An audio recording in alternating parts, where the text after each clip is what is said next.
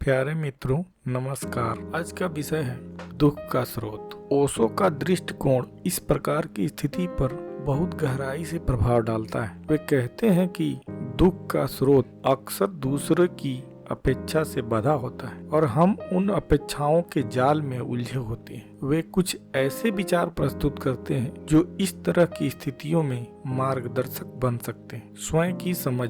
ओशो के अनुसार जब हम खुद को समझ लेते हैं और अपने भीतर की शांति को पा लेते हैं, तब बाहरी नकारात्मकता का असर हम पर कम हो सकता है। हमें दूसरों के शब्दों या कार्यों को अपने आत्मसम्मान से जोड़ने की आवश्यकता नहीं है। जब आप अपने भीतर की रोशनी पा लेते हैं तो कोई भी आपकी दुनिया को अंधेरे से नहीं भर सकता। ओशो कहते हैं कि सच्चा प्रेम केवल स्वतंत्रता के साथ संभव है। हम में से कई लोग किसी का दिल दुखाते हैं क्योंकि हम अपने विचारों या अपेक्षाओं को दूसरे पर थोपने की कोशिश करते हैं। यदि हम दूसरे को वैसा स्वीकार कर सकते हैं जैसे वे हैं, तो दुख के चक्र को समाप्त किया जा सकता है। अगर आप किसी को सच्चा प्रेम करते हैं तो उस व्यक्ति को स्वतंत्र छोड़ दें। अक्सर हमारा अहंकार दूसरों की आलोचना या व्यंग के रूप में उभरता है। ओशो कहते हैं कि जब हम अपने अहम को पहचान कर उसे छोड़ देते हैं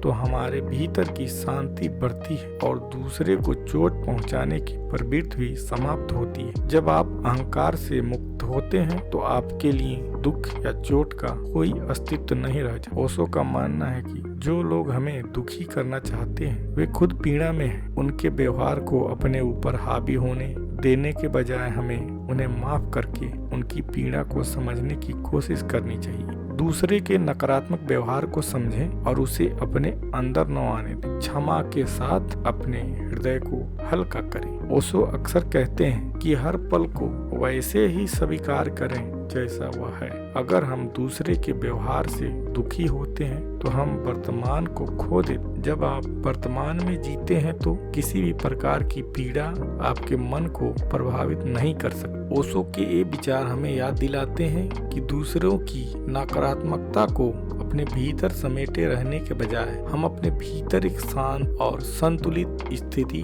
बनाएं, ताकि हर पल को बिना किसी दुख या मनमुटाव के जी सकें। नमस्कार दोस्तों।